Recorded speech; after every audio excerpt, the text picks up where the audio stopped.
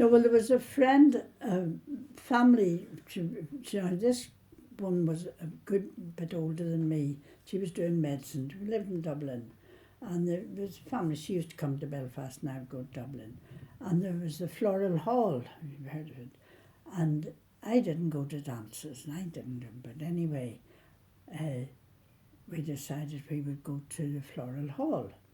And you took the tram up the Antrim Road, and then at a certain spot you got out, and there was a wee bus that took you up to the Floral Hall. And she had bought a scarf, and there were a lot of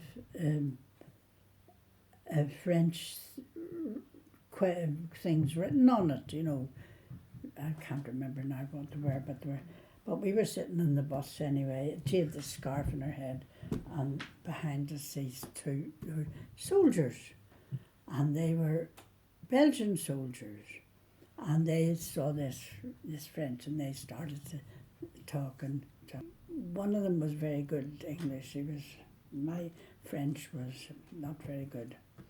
Anyway, when we went in, then one of them came over and asked me to dance, and the other one danced with Mary. And after, I was still at Queen's at this time, because there was a place called the Women's WHS, the Women's Hostel, where you could get letters, or you could even stay overnight. But you know where the student union, it was the women's student place. There was a row of houses, and the Queen's had two of them, I think, and this where. Anyway, he was a great dancer, and he could dance me around. And anyway, his name was Marcel. So before we left, he said, you know, we would meet again, and I gave him the address of the women's. Started the deception. My poor mother didn't know anything about it.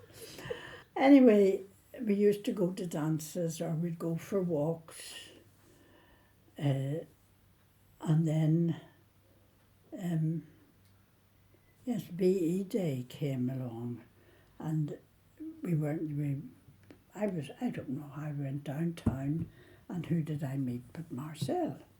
And I don't know, I was with somebody who was going somewhere, and I agreed to meet him later on. And what was I going to say to my poor mother? And I knew there was going to be a dance in Queen's that night, and there were two, we call them fellas, boys, men, whatever they were. And I don't know where I came across them, but anyway, I suggested to them that they would go to the dance. And neither of them were dancers. That was the fun. One of them, he took me to a dance one time, and he walked you up to there and turned at the top and walked you down again. Anyway, I arranged to meet them at 10 o'clock or something, somewhere, can't remember. And then I met Marcel at 8 o'clock. And we went to the Ulster Hall. There was a dance on. There were dances on everywhere. He was a lot older than me. He was about 29 or something, and I was only 19. But I wasn't thinking of going living in Belgium or anything like that. Anyway, came the time that I had to go. I said I have to go. And he was very disappointed. But anyway, I said, I'm sorry, but I have to go.